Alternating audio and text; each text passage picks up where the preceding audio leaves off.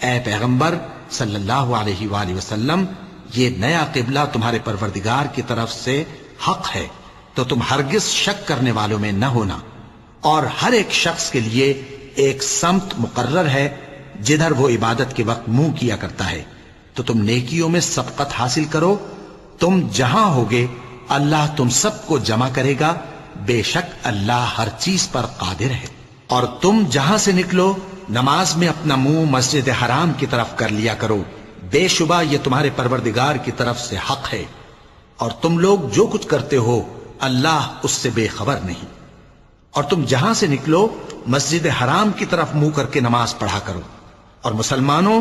تم جہاں ہوا کرو اسی مسجد کی طرف رخ کیا کرو۔ یہ تاکید اس لیے کی گئی ہے کہ لوگ تم کو کسی طرح کا الزام نہ دے سکیں، مگر ان میں سے جو ظالم ہیں